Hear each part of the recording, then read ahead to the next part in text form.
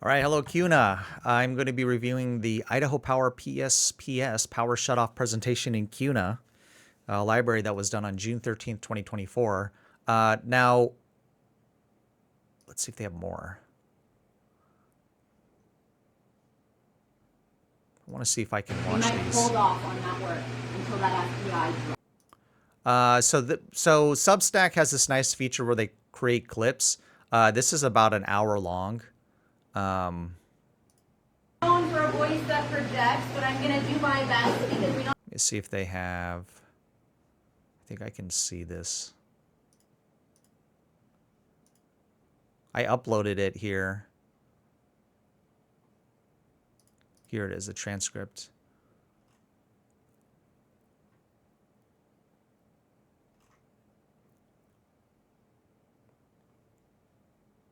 Don't have a microphone here in the room. How is this volume for those of you at the back?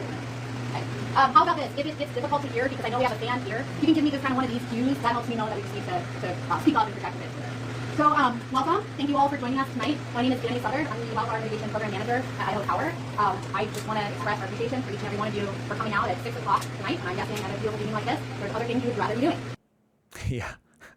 All right, let's start with the clips. Let's see if there's any juicy bits. Very concerned. I feel like this whole program is a step backwards, and I'm not trying to blame Idaho Power. It's a national thing going on. But this is not a forward movement, this is a progressive thing. All right, he's not happy about it. You might hold off on that work until that FBI drops. One other piece, and I mentioned the segmentation earlier, but this is important. All right, let's just hear what she has to Looking say. forward to talking with you tonight about our wildfire mitigation plan and overall preparedness from an outage standpoint as we head into the summer season. So just kind of run a show for this evening. We have about a 30-minute presentation that I will go over half of it, and I'm going to pass it to my colleague Naomi. Just in the interest of everybody's time, we're going to hold questions until the end. And we have a whole group from Idaho Power, everybody from Idaho Power is raising their hand for just a minute. We have a whole team here tonight from our wildfire mitigation team, our engineering and reliability team, our customer operations, and our regional operations team. So lots of folks in the room to answer questions this evening. And with that, let's go ahead and we will get started. I move around a lot when I present, so I'll just try to move around, and if it's blocking anything, let me know. I'll get out of your way. First things first. Got this to work. You might be manually operating. Here we go. Let's just want to get that. Okay. All right, let me see if maybe I can jump around to it. Manually operating. Just because I can read much faster.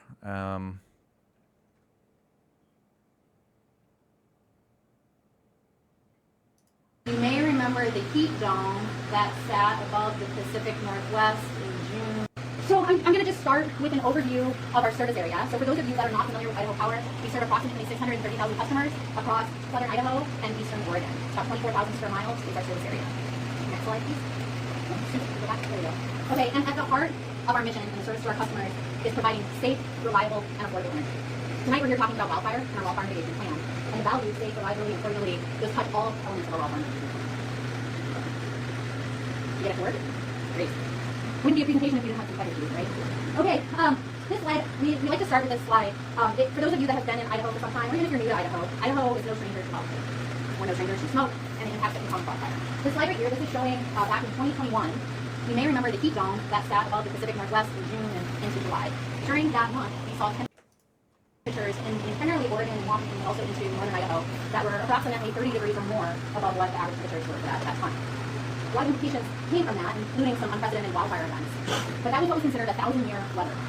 So as we think forward and we put plans in place for our wildfire mitigation plan, recognizing that Idaho is a place where wildfires happen, we have to think forward on how we ensure that we have safe communities and that our employees, our linemen, are in safe environments as they're working and going home to work. Oh, tell me guys. Okay, so this slide, I know if you're back at the room, this might be a little difficult to see from the actual writing on it. But what's on this slide is 4 fairly recent wildfire events. On the bottom is the 2020 Labor Day fires. They were in Oregon. In 2023, the top 2 Lahaina, some of you may have remembered the Lahaina fires, the Great Fire near Spokane, and then more recently on the Texas Panhandle, that was the Smokehouse Creek fire with 2 million acres in Texas. So the reason we have this on the screen is a commonality here. So 1, utilities were initially blamed for the cause of these fires. So that's 1. 2, these fires resulted in very significant loss of both structures and loss of life. And 3, what I just really want to drive home tonight was that these are all wind-driven fire events. So by having firefighters in the room that have fought fires in very windy conditions, you can test how difficult that is and how fast fire winds spread under extreme wind conditions. We're going to talk more about that. All right, they're talking about like all the things that they do. I'm just reading through it. build thoughtful practice into our mitigation work and approaches considering it. So tonight, what I will go over with you all is our wildfire mitigation plan. We'll talk about the different activities and approaches that we take as a company to ensure safety within our communities. And I'm going to talk about how we understand where risks exist within our service. I mean, the main thing I'm then is going to turn it over to my colleague Naomi. who's gonna I'm talk interested about in what's how related this in our affects job, the last resort me and for my us, farm. the power shutoff program. We'll talk about the why, the process, and how we work with our communities to make sure that everyone is informed and up to speed if we were to have to utilize a PSPS or public safety power shutoff. And then we'll end this evening by talking about some outage preparation. And this is just good information to think about during any type of outage event. So we do have a couple more chairs. There's some interest chairs right here in the middle and a couple more towards the front as well. I'm just pointing at the screen because it's going to thing. So let's go ahead. We're going to start here with the wildfire mitigation plan. Our wildfire mitigation plan is available on Idaho Power's website, idahopower.com/wildfire. Here that link at the end of our presentation. With some really riveting evening reading, you can pick up our 278-page wildfire mitigation plan. But kidding aside, there's a good executive summary that starts at the beginning of this wildfire mitigation plan. So without reading all 200 and plus pages, you can get a good sense of what's included in that plan. We have 3 objectives that we look to cover under. The first objective, first and foremost, is reducing wildfire risk associated with our power lines and equipment and our associated field operations. Also, we work to improve the resiliency of our grid. I'm going to talk about how we do that in this plan. And importantly, our plan ensures compliance with the rules and regulations that are put in place by our regulators. So in this case, Idaho Public Utilities Commission and the Oregon Public Utilities Commission that regulates Idaho Power. So I'm going to spend a minute on this slide because this just really is a good snapshot of the primary tools, the main tools that we use underneath our wildfire mitigation plan.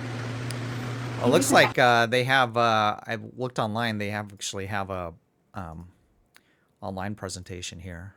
The footprint is approximately 24,000 square miles, and we proudly serve more than 630,000, So this might be educating the the public exact and communities same presentation. and about the how to audio's better prepare here. if extreme wildfire weather hits. Those are big topics we're going to talk to you about tonight.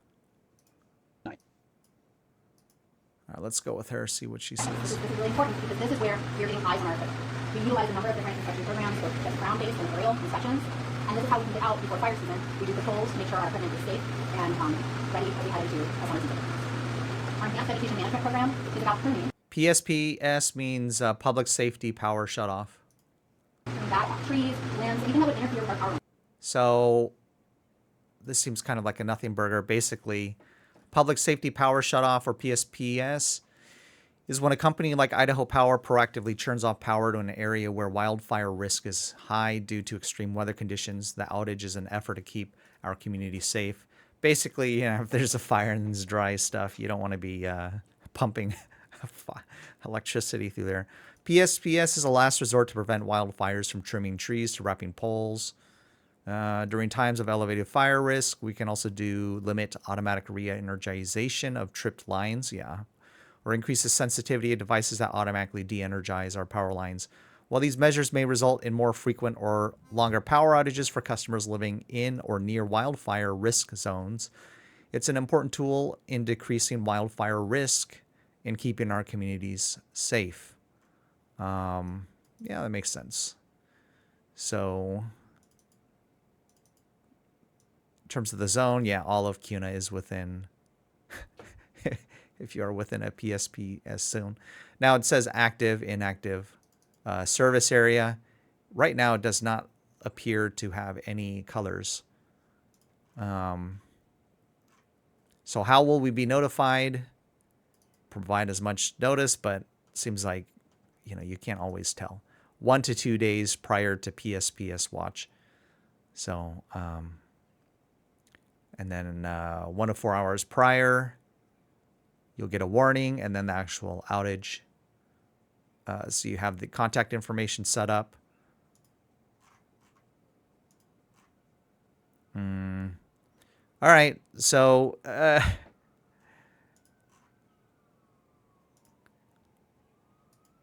okay, so I mean, this is not some huge conspiracy thing, you know, with this seems to be pretty common sense. I'm not really seeing anything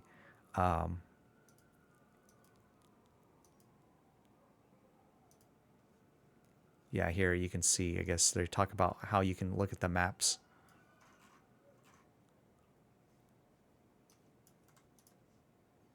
If we're in the process of assessing a possible PSPS, you would also receive a message from us via text or phone and possibly email. That communication would, this is represented on the right side of the screen. I just typed in.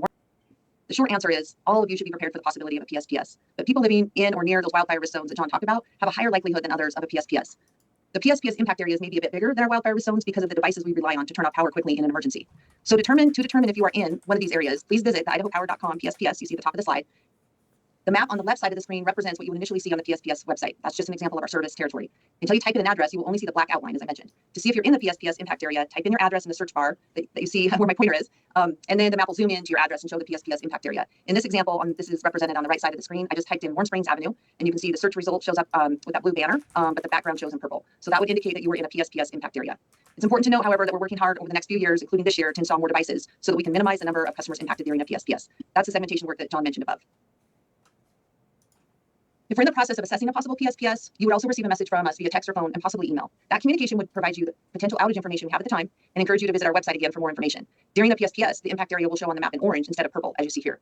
If we were in an active PSPS event, you will receive information that includes the date of the planned event, the start time, and estimated duration of the event. The information will be included on this website page as well. During an event, there's 3 things you can expect from us. You can see those here, but I'm going to talk through them. The first is if we need to call a PSPS,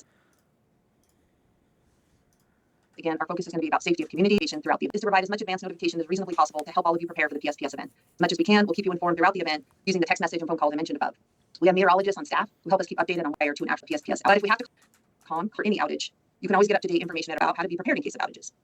Your tips that apply plans, I think, out to my plan for All any right. unique needs that your family might have. Think about Yeah, nothing big conspiracy that I can see. Just if there's a risk of fire, super dry areas, yeah, don't be running electricity through there, causing major outages and chain reactions. Yeah, ask me if you see me exactly how I know about how bad power can be and how fortunate and resilient the power network is in CUNA and the area. All right, have a good one. Bye bye.